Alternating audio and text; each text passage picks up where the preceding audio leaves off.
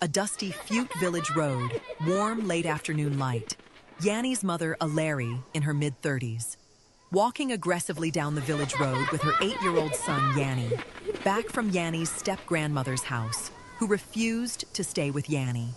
Her face unreadable, no apology, no explanation.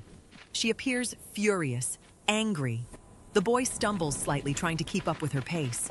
He looks back over his shoulder at the house disappearing behind them, confused, hurt, unsurprised, but wonders in his thoughts why his own mother, who has a comforts jib, cannot take care of him. Dust rises beneath their hurried feet as they walk past through the village path. Yanni's mother suggested Yanni go live with his uncle in Buea.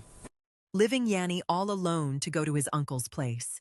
Yanni watched how his mother's steps. Fortunately, Yanni found his way to his uncle's house in Buea. A kind bus driver happens to know his uncle, who took him to his place. Yanni got to his uncle's place. A man in his mid-40s welcomed him warmly while assuring him of doing great. This gave Yanni a smile of peace. Becky thought maybe his uncle will reject him also. Yanni was put to school by his uncle. As time went on, Yanni always fell sick. This was a lot for his uncle alone. His uncle will call Yanni's mother, Larry, to talk about his sickness. Larry will yell at him on the phone and ask not to be called anymore to talk about Yanni.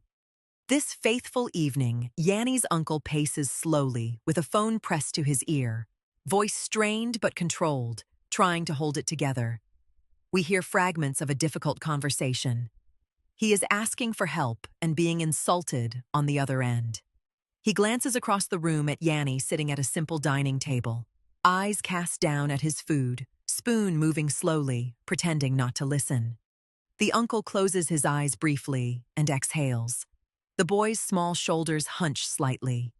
Heavy silence between them filled with things unsaid. The fear of him being sent back to his mother was all he could think of. Fortunately, Yanni found his way to his uncle's house in Buea. He managed to live with his mother and dealt with all escapades over the years. Yanni has grown into a tall, handsome 18-year-old university student. It was time for Yanni to go to university. As always, his mom did not feel comfortable living with him. She wanted him out of her house as fast as he can. So he called Yanni's grandpa if Yanni could stay with him while going to school. Yanni's grandpa accepted. When Yanni traveled Zhang, his grandpa denied ever asking him to come and stay.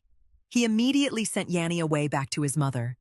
Yanni was unsurprised because ever since as a child, his life has always been full of rejection. Yanni walked out of his grandpa's house confused, hurt, and frustrated, wondering where his mom is going to send him next.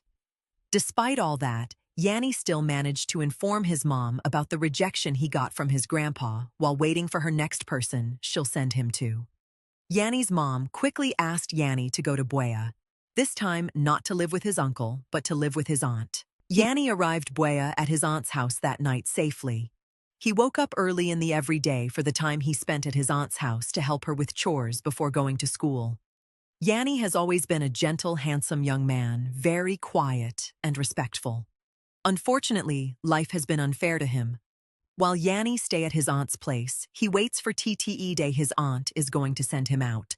At this, he was already used to rejection. He knows that was his fate and part of his life.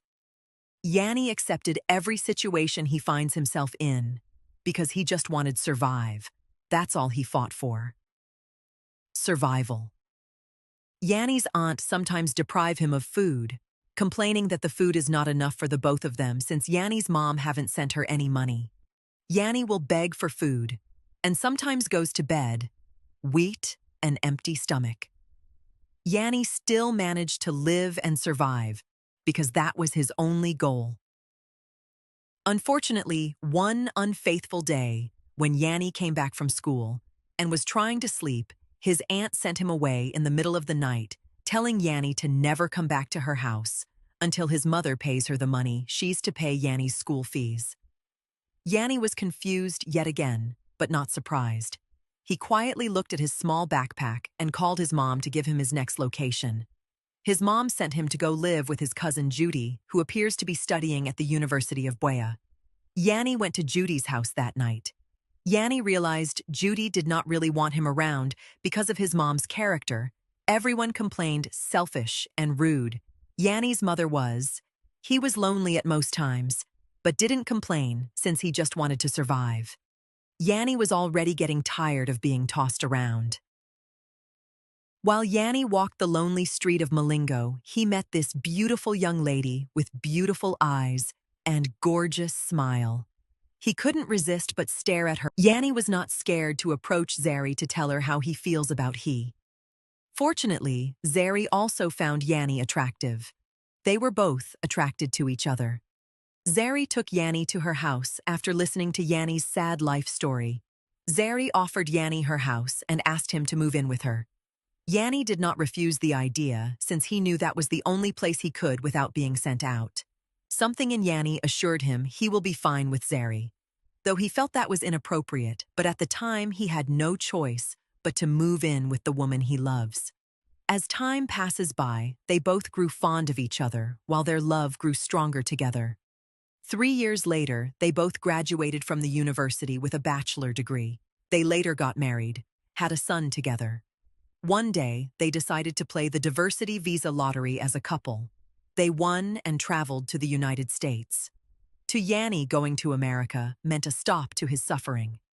Little did he know more problems awaits him in America. They got to America safely, sat at Yanni's dad's house for a month before he kicked them out to live on their own. Even at that, Yanni's dad asked Yanni to work at his shop for free because he paid their flight to the States. When Yanni asked his dad to help him get a job so he can take care of his family, Yanni's father refused, telling him work at his shop to balance up the money he paid for his flight. Yanni did not refuse as always.